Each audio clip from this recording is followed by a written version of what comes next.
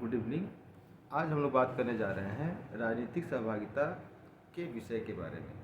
राजनीतिक सहभागिता क्या है और अलग अलग जो शासन प्रणालियां हैं उसमें सहभागिता की प्रकृति क्या है। राजनीतिक व्यवस्था के विभिन्न स्तरों पर जब व्यक्ति भाग लेने लगते हैं तब सामान्य भाषा में उसे हम राजनीतिक सहभागिता के नाम से पुकारते हैं। आमतौर पर व्यक्तियों के कार्य जो सरकार की निर्णयकारी प्रक्रिया को पूरी करते हैं राजनीतिक सहभागिता कहे जाते हैं।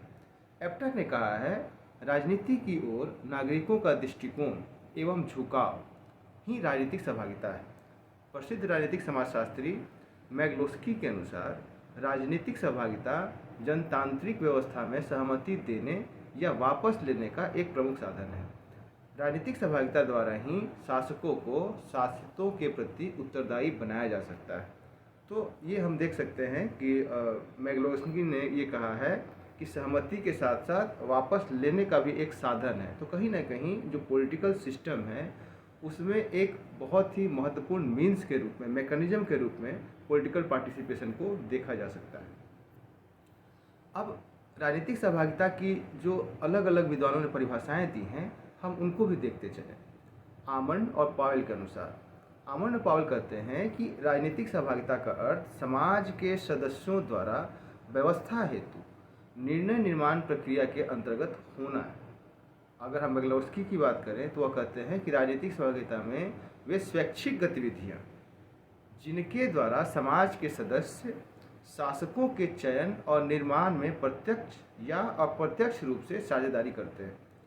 मैथ्यूज और प्रोथा के अनुसार राजनीतिक सहभागिता जनता द्वारा प्रत्यक्ष राजनीतिक विचार व्यक्त करने से संबंधित सभी प्रकार का व्यवहार, तो कहीं न कहीं व्यवहार के रूप में प्रत्यक्ष या अप्रत्यक्ष या व्यवस्था हेतु निर्णय निर्माण प्रक्रिया में शामिल होना, ये जो सारी चीज़ें हैं ये राजनीतिक सहभागिता के अंग के रूप में स्वीकृत किए जाते हैं। अब राजनीतिक सहभागिता वस्तुतः एक जटिल अवधारणा है क्योंकि यह विभिन्न चरों से प्रभावित होती है। मतलब ये इसकी जटिलता इसमें है क्योंकि और जो एलिमेंट है सोसाइटी के या पॉलिटिकल इंस्टीट्यूशंस के, उसका इसके ऊपर इम्पैक्ट पड़ता है, उससे ये प्रभावित होती है, प्रभावित करती भी है। अब राजनीतिक सहभागिता के जो प्रमुख चर हैं, जो आप सकते हैं कि कौन कौन से ऐसे एलिमेंट हैं, कौन कौन से ऐसे डायमेंशंस हैं जिसे प्रभावित होती हैं, प्रभावित करती हैं, उसमें मनोवैज्ञानिक, सामाजिक और राजनीतिक, ये तीन प्रकार के जो प्रभाव हैं वो बहुत ही महत्वपूर्ण हैं। इन्हीं चरों के कारण भिन्न भिन्न देशों में विभिन्न समयों में एवं भिन्न भिन्न लोगों के बीच राजनीतिक सहभागिता की जो मात्रा है वह अलग अलग होती है। यानी कि जो राजनीतिक सहभागिता है उसकी जो उतार चढ़ाव है, उसमें जो कमी बेसी है, उसके पीछे जो रिस्पॉन्सिबल रीजन है उसमें आप इन सारे चीज़ों को रख सकते हैं। अब राजनीतिक सहभागिता को परिभाषित करते हुए ये कहा जा सकता है कि राजनीतिक सहभागिता राजनीतिक भागीदारी है जिसका एकमात्र उद्देश्य सरकारी निर्णय एवं कार्यों को प्रभावित करना है। व्यापक संदर्भ में परंपरागत क्रियाओं के अलावा राजनीतिक निर्णयों का समर्थन या विरोध जैसी विविध राजनीतिक क्रियाएं भी राजनीतिक सहभागिता में शामिल की जा सकती हैं।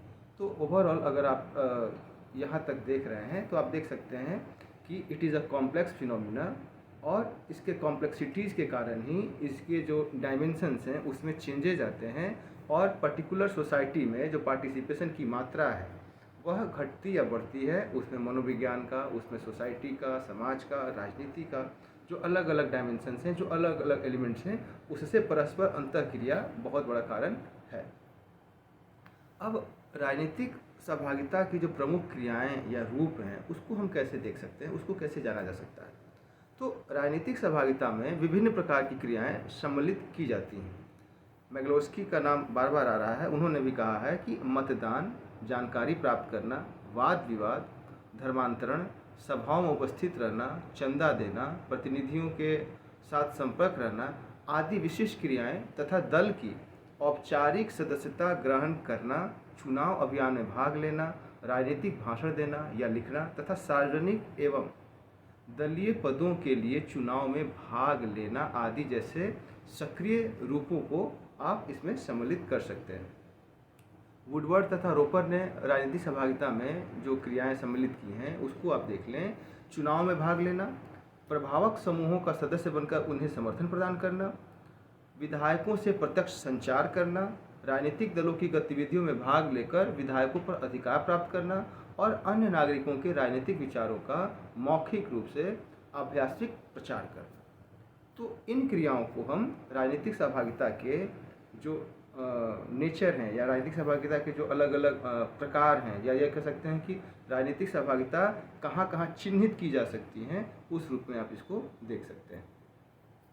अब अगर हम बात करें कि जो लेस्टर पिलब्रथ ने राजनीतिक सहभागिता से संबंध में जो राजनीतिक क्रियाओं की श्रेणियां विभाजित की हैं वो कौन कौन सी हैं, ये बहुत ही महत्वपूर्ण है आपके लिए जानना। जैसे असिक्रीडकीय, अब पूर्ण सक्रिय क्रियाएं इसको कहा जाता है। तो इसमें जो लोगों में जो दल के जो सक्रिय कार्यकर्ता होते हैं उनको सम्मिलित किया जाता है, क्योंकि वो पूरी तरीके से डिवोटेड होते हैं अपने राजनीतिक दल के लिए।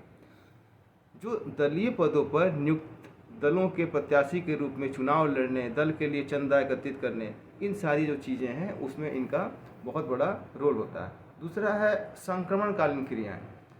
इसमें जो दल के समर्थक हैं, जो सहानुभूति रखने वाले लोग हैं, डायरेक्टली नहीं लेकिन जिनकी सहानुभूति है या जो इस विचारधारा में जो दलीय विचारधारा है उसमें उनका मत होता है, उनको आप रख सकते हैं।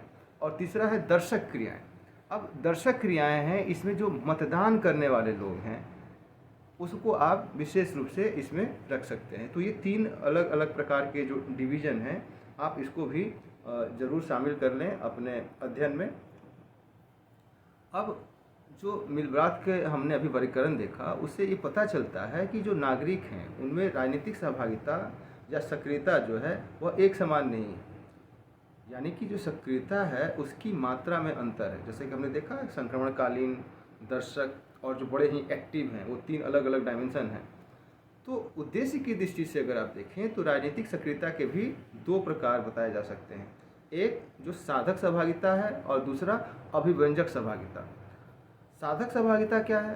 साधक सहभागिता निश्चित लक्ष्यों जैसे कि दल की विजय, विधेयकों की स्वीकृति या अपनी स्थिति या प्रभाव की वृद्धि की प्राप्ति से संबंधित है। जबकि जो अभिव्यंजक सहभागिता है वास्तविक लक्ष्य प्राप्ति से संबंधित ना होकर तत्कालिक संतुष्टि अथवा भावनाओं को मुक्त करने से संबंधित होती है। तो आप इस रूप में इसको देख सकते हैं। अब देखें कि जो रस और अल्थोप हैं उन्होंने राजनीतिक सक्रियता की मात्रा एवं विस्तार के आधार पर राजनीतिक सहभागिता को जिस प्रकार से क्रमबद्ध किया है उसको देखते चलें। उन्होंने 10-11 बिंदुओं पर इसकी चर्चा की है, जिसमें पहला है कि राजनीतिक या प्रशासनिक पद धारण करना।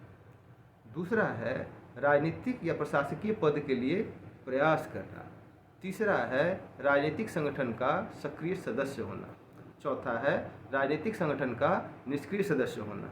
उसके बाद आप देखें अर्ध राजनीतिक संगठन का सक्रिय सदस्य होना, अर्ध राजनीतिक संगठन का निष्क्रिय सदस्य होना, सार्वजनिक सभा एवं प्रदर्शन आदि में भाग लेना, अनौपचारिक राजनीतिक विचार विमर्श में भाग लेना, राजनीति में जो सामान्य अभिरुचि रखना, इसके अलावे मतदान में भाग लेना और राजनीति के प्रति उदासीनता। अब सवाल ये उठता है कि उदासीनता सहभागिता कैसे हो सकती है? तो अगर उदासीनता विरोध के रूप में है तो कहीं ना कहीं वह भी सहभागिता हो सकती है। गांधी का देख लें आप, जैसे नॉन कॉपरेशन मूवमेंट, तो वो असहयोग होते हुए भी एक आंदोलन था। विभिन्न विद्वानों के विचारों के विश्लेषण के बाद अगर हम राजनीतिक सक्रियता या सहभागिता के कुछ प्रमुख रूपों की बात कर सकते हैं तो उसे आप निम्नलिखित रूपों में विभाजित कर सकते हैं। जैसे मतदान, इसके अंतर्गत जो मतदाता उम्मीदवारों को अपनी स्वीकृति देकर शासन के निर्णय लेने का जो अधिकारी बनाता है उसको हम रखते हैं। मतदान राजनीतिक सहभागिता का एक ऐसा रूप है जो हमेशा नहीं पाया जाता। इसका प्रयोग आमतौर पर चुनाव के समय किया जाता है। इसका महत्व चुनाव की प्रकृति के अनुसार बदलता रहता है। मतदान में इस बात का आभास मिलता है कि जनतंत्र के अंतर्गत जनता का हर काम में भाग लेने का अधिकार दिया जाता है। अब आपने सुना यहाँ पे कि जो मतदान है उसमें चुनाव की जो प्रकृति है उसके हिसाब से परिवर्तन होते हैं। भारतवर्ष में भी आप देख सकते हैं कि किस प्रकार से विधानमंडल के जो चुनाव होते हैं, लोकसभा के जो चुनाव होते हैं और जो हमारे स्थानीय स्वशासन के चुनाव होते हैं, इन तीनों की जो प्रकृति है और इसमें जो सहभागिता है उसका जो स्वरूप है वह भिन्न भिन्न होता है। दूसरा है कि दल या प्रत्याशी को धन देना, धन देकर दल या प्रत्याशी की सहायता करना भी राजनीतिक सक्रियता या सहभागिता है, लेकिन यह कार्य सब लोगों के लिए संभव नहीं होता है और धन देना स्वस्थ जनतंत्र के हित में भी नहीं है, क्योंकि अधिक धनवान व्यक्ति पैसे के बल पर मत खरीद देते हैं, जो कि कहीं ना कहीं जो एक डेमोक्रेटिक वैल्यूज़ हैं उसके अगेंस्ट में ये चीज़ चली जाती है। उसके बाद आप देखें अर्ध राजनीतिक तथा राजनीतिक संगठनों की सदस्यता। जो राजनीतिक संगठन हैं या जो अर्ध राजनीतिक संगठन हैं उसके सदस्य के रूप में जब आप होते हैं तो कहीं ना कहीं वह राजनीतिक सहभागिता या सक्रियता के रूप में हमें उसको देख सकते हैं। अब ऊपर आप चले जाएं तो चुनाव लड़ना बिल्कुल डायरेक्टली एक तरीके से आप कहें तो यह सहभागिता की ओर हमारा ध्यान आकर्षित करती है। उदंड घटनाओं की भी बात कर लें। उदंड घटनाएं क्या होती हैं कि जब संवैधानिक तरीका से अपनी मांगों की पूर्ति में हम असफल हो जाते हैं, जो मॉब है, जो जनमानस है, वो कोई आंदोलन कर रहा है, वो संवैधानिक माध्यम से कर रहा है लेकिन वो असफल हो, ऐसी स्थिति के बाद उस असफलता से क्षुब्ध होकर जब वह प्रदर्शन, हिंसा, घेराव, हड़ताल, तोड़फोड़ जैसी घटनाओं में संलग्न हो जाता है तो कहीं ना कहीं इसे भी आप राजनीतिक सहभागिता या राजनीतिक सक्रियता के रूप में परिभाषित कर सकते हैं। अब हम देखें कि जो राजनीतिक सक्रियता या सहभागिता है उसके प्रकार कौन कौन से हो सकते हैं। तो आप देख सकते हैं कि लोकप्रिय अर्पण अथवा जो समर्पण होता है, जिसमें बड़ा ही डेडिकेशन के साथ जो इंडिविजुअल है वो पार्टिसिपेट करता है, लोकप्रिय सहभागिता होती है। इसके साथ साथ लोकप्रिय मौन स्वीकृति हो सकती है। लोकप्रिय सहभागिता की बात करें तो आपने देखा होगा कि अन्ना हजारे का जो मूवमेंट था, उस मूवमेंट में जो सहभागिता थी लोगों की, वह लोकप्रिय सहभागिता का एक बहुत ही अच्छा उदाहरण हो सकता है। लोकप्रिय नियंत्रण, तो ये जो डायमेंशंस हैं इससे आप देख सकते हैं कि जो उसके टाइपोलॉजी है, जो उसके प्रकार हैं कौन कौन से हैं। अब हम बात करते चलें कि क्या शासन की प्रकृति अगर भिन्न होती है तो उसमें सहभागिता एक समान होती है या भिन्न हो जाती है। तो उसके भी कुछ मॉड्यूल्स हैं, उसको हम देख लें।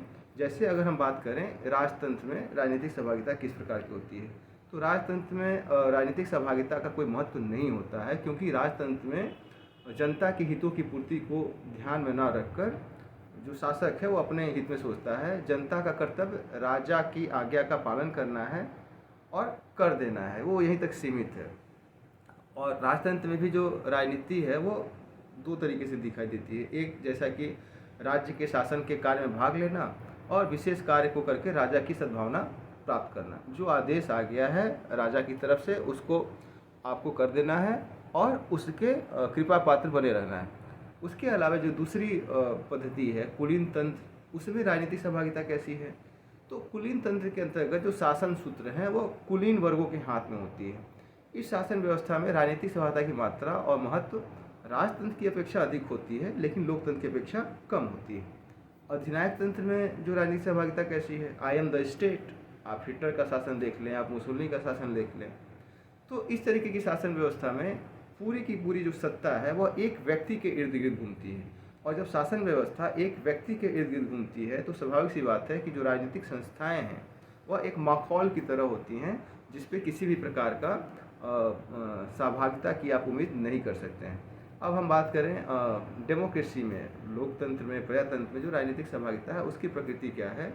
तो राजनीतिक सहभागिता के लिए जो सबसे आदर्श स्थिति है वह लोकतंत्र में ही होती है। प्रजातंत्रात्मक जो शासन प्रणाली है उसमें राजनीतिक सहभागिता जो है वह सबसे महत्वपूर्ण होती है, क्योंकि प्रजातंत्र जो है वो जनता के हित में और जनता के द्वारा ही प्रत्यक्ष या प्रत्यक्ष रूप से एक शासन पद्धति है। तो जनता द्वारा जो चुने हुए प्रतिनिधि होते हैं, इस प्रकार की शासन में आप जनता को राजनीतिक सहभागिता में अधिक अवसर प्राप्त होते हैं। अब इसमें दो तथ्य और हम देखते चलें कि आखिर लोकतंत्र में ऐसा कैसे हो सकता है। पहली बात तो ये है कि लोकतंत्र में सभी को एक समान अधिकार प्राप्त हैं, इक्वालिटी की जो नोशन है वो काम करती है। दूसरा ये है कि चुनाव लड़ने के लिए ऐसी कोई बाध्यता नहीं है। जो भी व्यक्ति एक सर्टेन क्राइटेरिया को फुलफ़िल करता है वो चुनाव भी लड़ सकता है। तो कहीं न कहीं जो प्रजातंत्र है उसमें जो राजनीतिक संस्थाएं हैं वह राजनीतिक सहभागिता के लिए अन्य जो शासन प्रणालियां हैं उनकी तुलना में अधिक संभावनाएं प्रदान करती हैं। तो ये आज हम लोगों ने राजनीतिक सहभागिता के बारे में बात की।